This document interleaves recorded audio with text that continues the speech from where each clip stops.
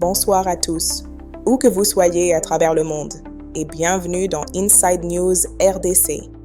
Nous sommes le samedi 29 novembre 2025.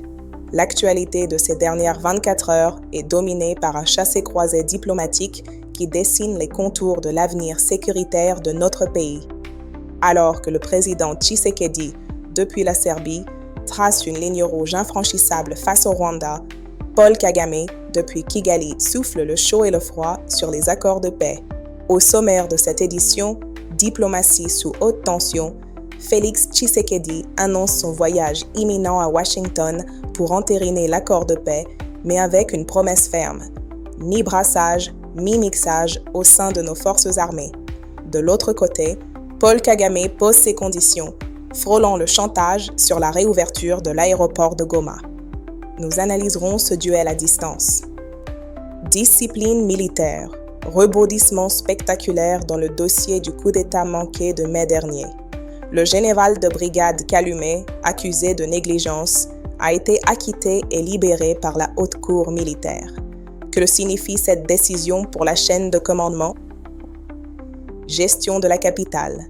Un scandale de gestion financière secoue Kinshasa. Des millions volatilisés. 87 taxes inopérantes. L'Assemblée provinciale épingle la DGRK et l'agence de publicité de la ville. Nous plongerons dans ce rapport accablant. Économie et société.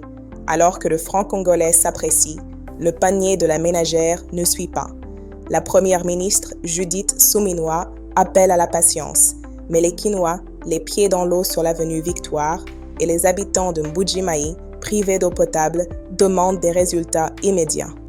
Sport. Sur le terrain, Sangabaland enchaîne les victoires malgré les difficultés financières et la CAN 2025 se prépare avec une campagne continentale inédite. Restez avec nous. Ici, nous ne nous contentons pas de lire les titres. Nous décryptons les faits pour vous donner les clés de compréhension. C'est parti. Ouvrons ce journal par la diplomatie. Le chef de l'État, Félix-Antoine Tshisekedi, poursuit son séjour de travail en Serbie. Mais c'est vers Washington que tous les regards se tournent. Vendredi, face à la diaspora congolaise réunie à Belgrade, le président a fait une annonce cruciale. Il se rendra prochainement aux États-Unis pour entériner l'accord de paix signé avec le Rwanda. Mais conscient des traumatismes du passé, Félix Tshisekedi a tenu à rassurer une nation inquiète sur les modalités de cet accord. Il a été on ne peut plus clair. Il n'y aura, je cite, ni brassage, ni mixage. Cette phrase est lourde de sens. Elle répond à la crainte de voir, une nouvelle fois, des éléments rebelles ou étrangers être intégrés dans les FARDC. Une stratégie qui a affaibli notre armée par le passé. Le président a martelé « Ne vous laissez pas berner ». Pour Kinshasa, la position reste inchangée. Le respect des accords passe impérativement par le retrait des troupes rwandaises du sol congolais et le respect de notre souveraineté. Félix Tshisekedi a eu cette phrase choc concernant l'intégration régionale. C'est tout ce que j'ai désiré dès mon accession au pouvoir, mais ils nous ont poignardé dans le dos en 2022. Pendant ce temps, à Kigali, le ton est tout autre. Le président rwandais Paul Kagame a tenu une longue conférence de presse jeudi, livrant sa propre lecture de la crise. Et le moins que l'on puisse dire, c'est que le fossé reste béant. Paul Kagame a confirmé l'existence de contacts pour une rencontre avec Félix Tshisekedi à Washington, mais il affiche un scepticisme déconcertant. Il accuse Kinshasa de ne pas respecter les engagements négociés et d'ajouter de nouvelles conditions. Mais le point le plus alarmant concerne l'humanitaire. Souvenez-vous, Emmanuel Macron annonçait il y a un mois la réouverture de l'aéroport de Goma pour l'aide humanitaire. Aujourd'hui, Kagame semble utiliser cet aéroport comme levier de négociation politique. Il déclare cyniquement que s'il contrôlait Goma, il ne le rendrait pas sans condition. Sa logique est la suivante.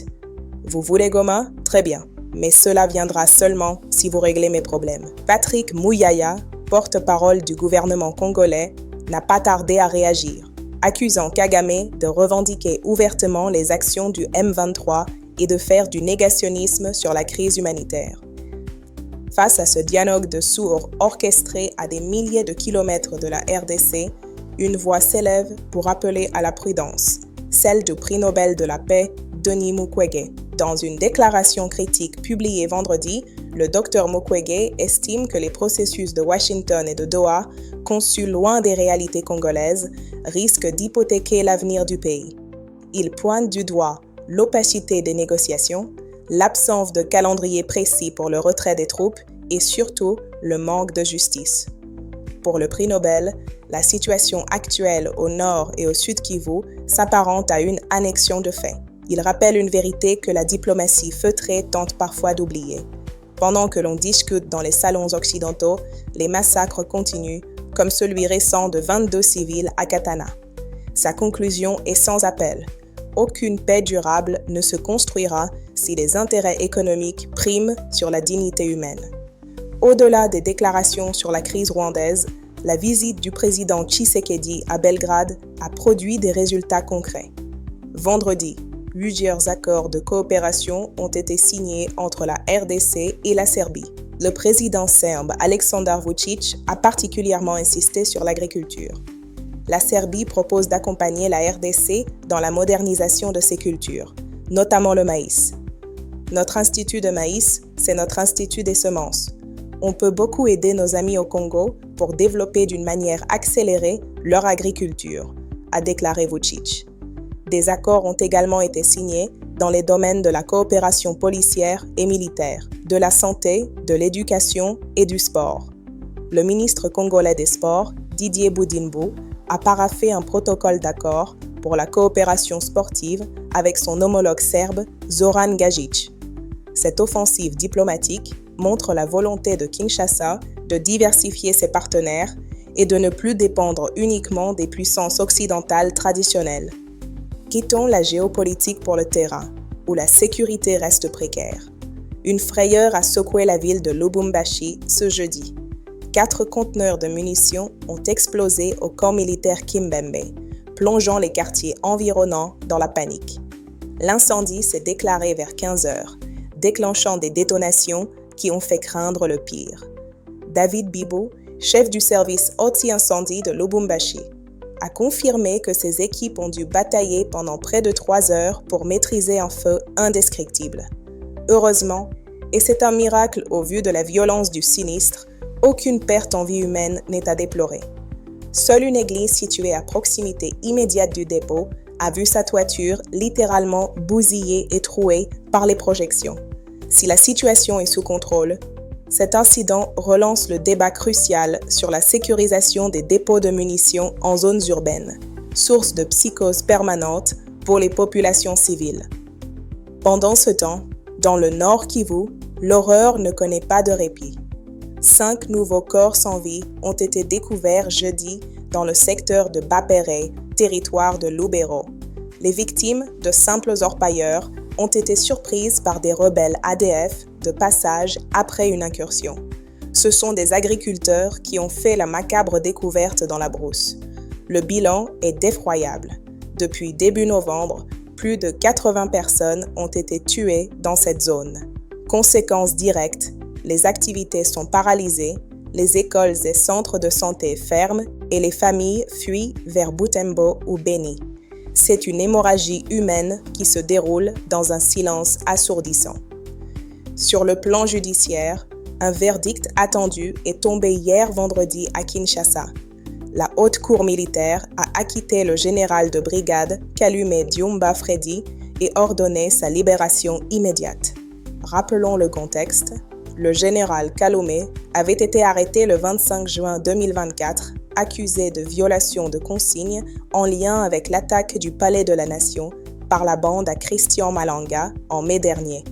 L'accusation lui reprochait, en tant que chef du département de la sécurité des frontières au renseignement, de n'avoir pas su empêcher l'intrusion des assaillants. Cependant, la Cour a tranché. Aucune consigne spécifique, telle que définie par la loi, n'avait été donnée aux prévenus.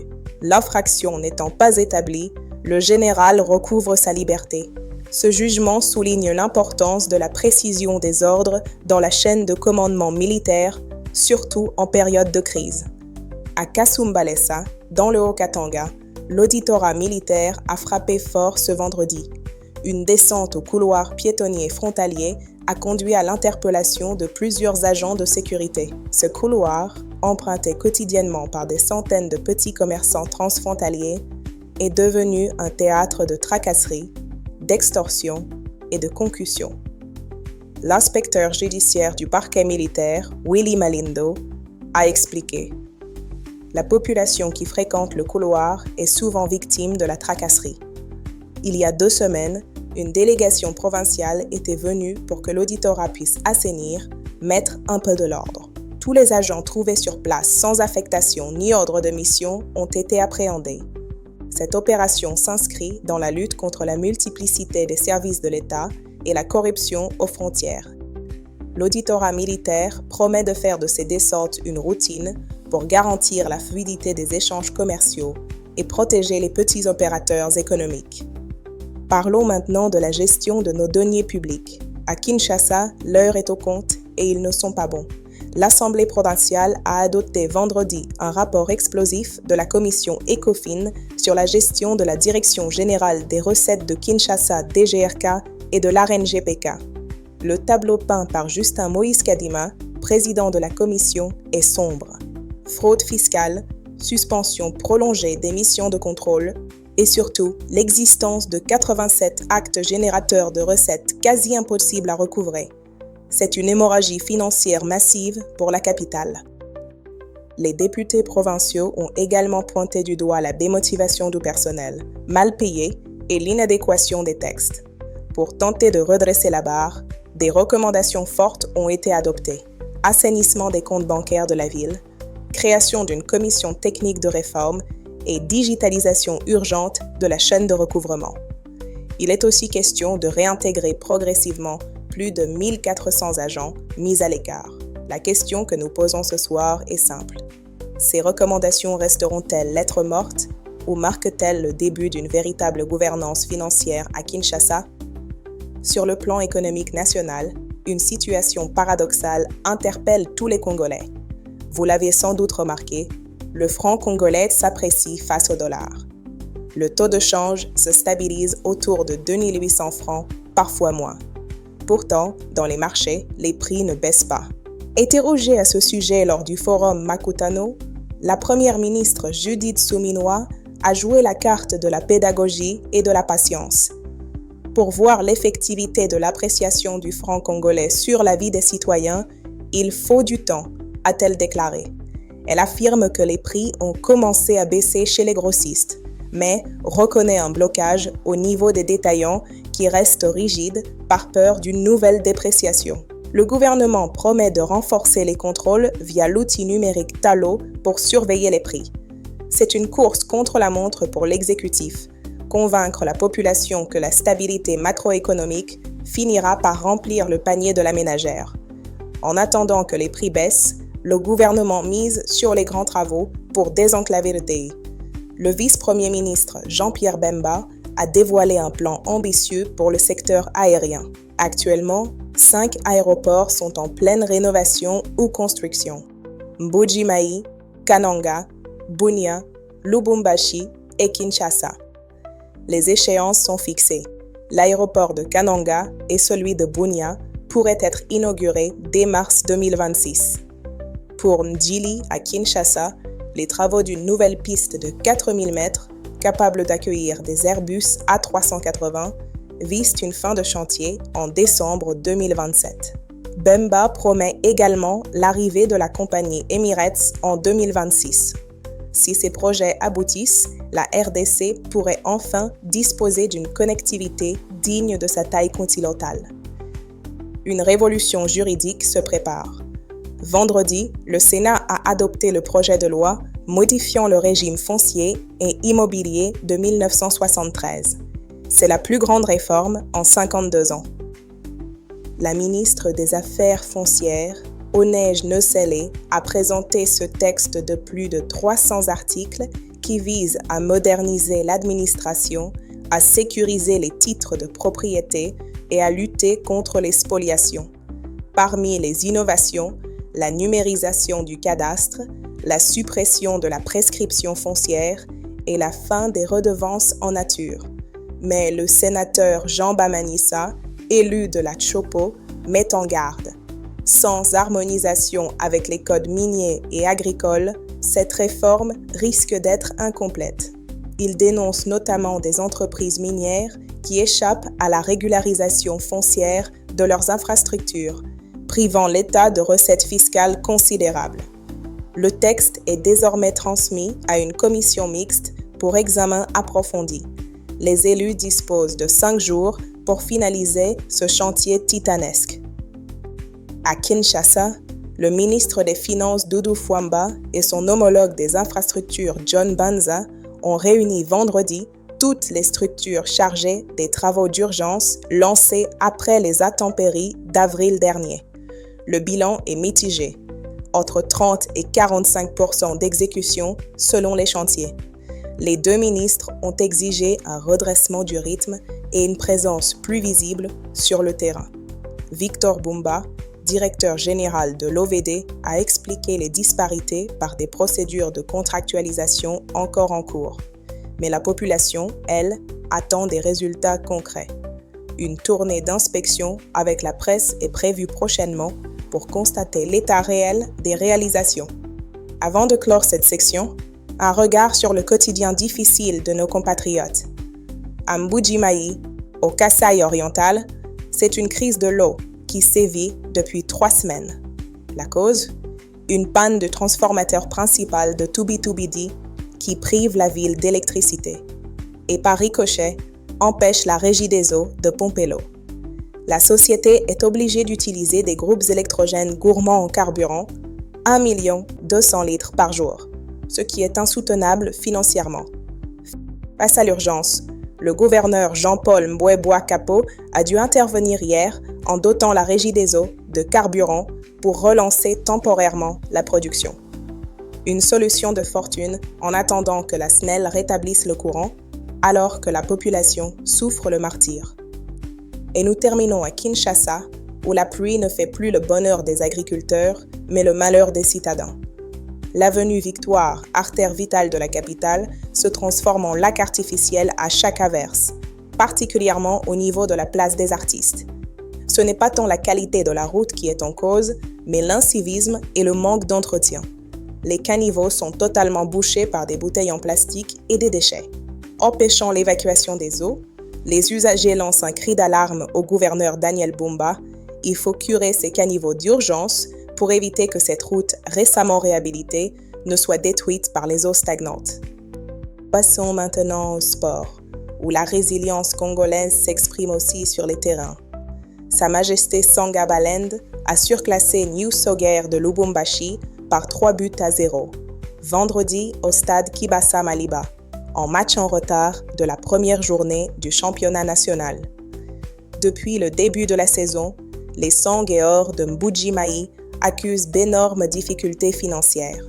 Malgré cela, les hommes de Claudia Farini font preuve de force de caractère. Chiyoi Kadima a ouvert le score à la 38e minute, suivi par Fumbenu Nawej à la 40e. Au retour des vestiaires, Chibangu Dikok a corsé l'addition à la 80e minute.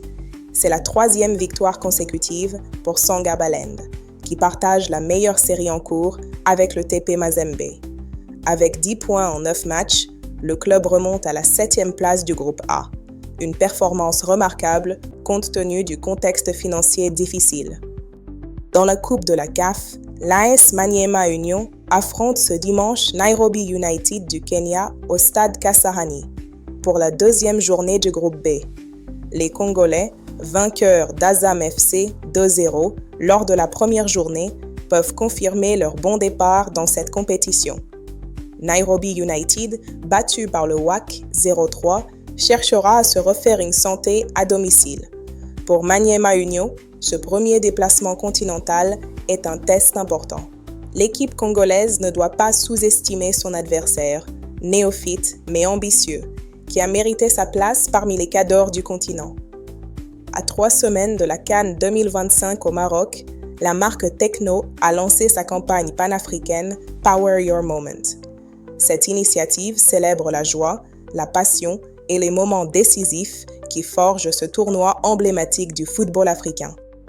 Partenaire de la CAN 2025, Tecno proposera des expériences créatives, interactives et culturelles tout au long de la compétition.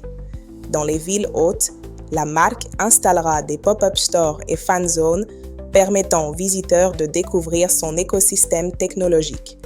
Par ailleurs, le Diaspora Tour de la CAF a démarré à Londres, première étape d'une tournée qui se poursuivra à Paris du 3 au 4 décembre. Cet événement a rassemblé plusieurs grandes figures africaines, dont l'ancien international camerounais Rigobert Song, qui a déclaré « Ce qui est incroyable, c'est de voir ici, à Londres, des personnes de tous horizons célébrer le football africain. Nous l'exportons au monde entier. La CAN 2025 s'annonce comme une vitrine exceptionnelle pour le football africain. » Voilà ce qu'il fallait retenir de l'actualité de ce samedi 29 novembre 2025. En résumé, diplomatie. Félix Tshisekedi promet qu'il n'y aura aucun brassage avec les rebelles, malgré les pressions internationales et le chantage de Kigali sur l'humanitaire. La coopération avec la Serbie ouvre de nouvelles perspectives. Justice. L'acquittement du général Kaloumé rappelle que la responsabilité pénale est individuelle et doit être basée sur des faits précis. À Kasumbalesa, l'auditorat militaire s'attaque aux tracasseries frontalières. Gouvernance. La DGRK est sommée de se réformer pour stopper l'hémorragie financière à Kinshasa.